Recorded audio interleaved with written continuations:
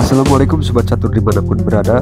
Jumpa lagi di channel Kiwong DLLCS dalam video problem catur. Yuk kita lihat seperti apa problem caturnya. Ini dia.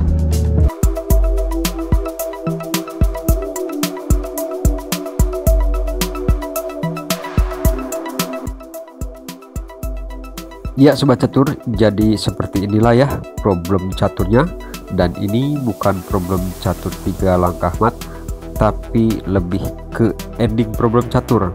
Namun di sini Anda harus hati-hati dalam langkah dan dalam memikirkannya ya, jangan asal-asalan. Harus diperhatikan karena menteri hitam yang berada di H1 sudah mengancam untuk skakmat ke A1.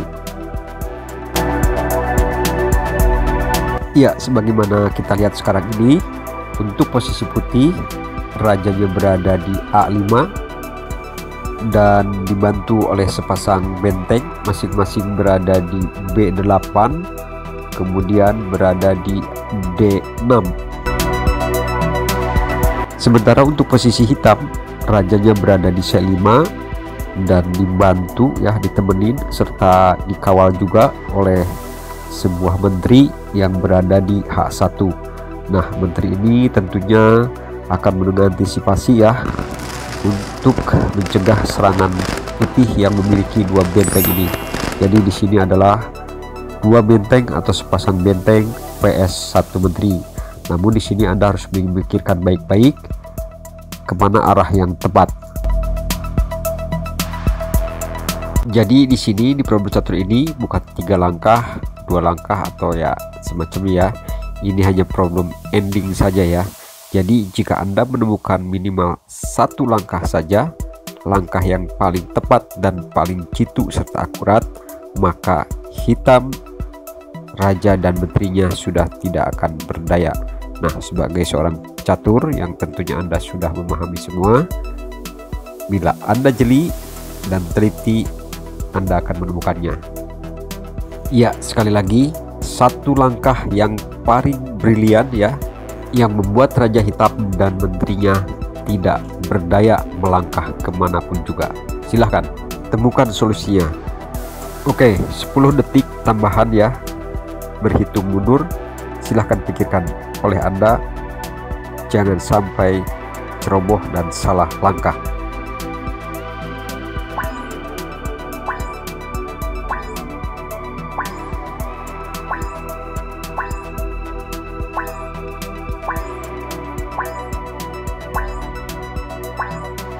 Ya, waktunya sudah selesai. Bagaimana menurut Anda dan apakah Anda sudah menemukannya? Ya, yang sudah menemukannya berarti pintar dan cerdas ya, dan tentunya juga teliti melihat peluang untuk putih agar bisa menang. Buat Anda yang belum bisa menjawab tapi punya semangat pantang menyerah, silahkan pikirkan yang lebih teliti ya. Oke Sobat Catur, setelah ini kita analisa dulu ya untuk beberapa saat agar bisa memberikan tanda-tanda atau gambaran bahwa ada langkah yang terbaik untuk putih. Yuk kita lihat.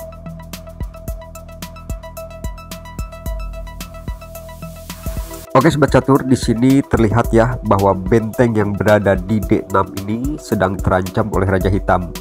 Kalau benteng ini menghindar dari raja hitam dan mensejajarkan diri dengan benteng yang berada di B8, maka ini hitam tidak tanggung-tanggung akan langsung 1 langkah melakukan skakmat terhadap raja putih.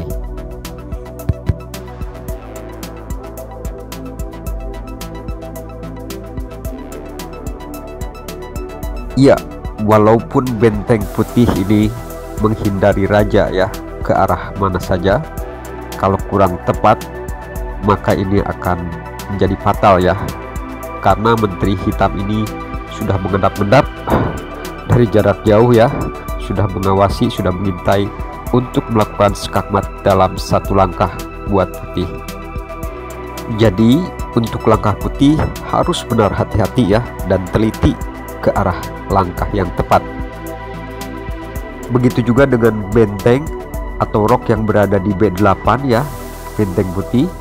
Kalau dia misalnya mendukung menjaga ya, melindungi benteng yang berada di D6, ini tetap ya, Menteri Hitam ini sudah tidak bisa dicegah lagi. Pasti dalam satu langkah akan melakukan skakmat terhadap Raja Putih. Iya, jadi solusinya bagaimana? Ya, sekarang mari kita lihat. Dan solusinya seperti ini ya. Jadi benteng yang berada di D6 ini melakukan pengorbanan diri terhadap menteri agar bisa dimakan. Dan kalaupun dimakan akan menjadi sebuah simalakama bagi hitam, karena raja dan menterinya tidak berdaya walaupun tidak dimakan. Kita lihat bagaimana prosesnya untuk menaklukkan Raja Hitam dan menterinya ini dengan langkah benteng yang paling akurat, cemerlang, dan sangat brilian ya langkah yang tepatnya. Nah, kalau Menteri Hitam ini memakan benteng ya yang berada di D1, maka benteng yang berada di B8 akan melakukan skak. Mau tidak mau raja harus mundur, karena ketika skak sejajar dengan Raja Putih, Raja Hitamnya, dan ini akan menyebabkan Menteri Hitam melayang ya, tumbang, kena pin oleh benteng. Namun bagaimana kalau seandainya Menteri Hitam ini tidak memakan benteng, tetapi melangkah ke F3 untuk melakukan ancaman yang kedua kali, untuk melakukan skakmat terhadap Raja Putih. Dan ini tentunya Raja Hitam akan keburu mati ya, keduluan ya, kalah cepat satu langkah, dan sehingga Raja Hitam ini akan mat disekak oleh benteng ke C8 oleh benteng B8. Berikutnya alternatif lain untuk Menteri Hitam, bagaimana kalau seandainya dia ke H3 mengancam, mengantisipasi supaya jangan benteng ini melakukan skakmat di C8 dan akan dimakan. Ini sama saja tetap ya, kalau misalnya benteng putih yang berada di C8 ini dimakan oleh menteri, maka akan disekak oleh benteng yang berada di D1 ke C1, dan menteri pun tumbang, sehingga akhirnya putih pun menang telak ya. Kita lihat langkah selanjutnya, langkah terakhir dan ending kemenangan buat putih.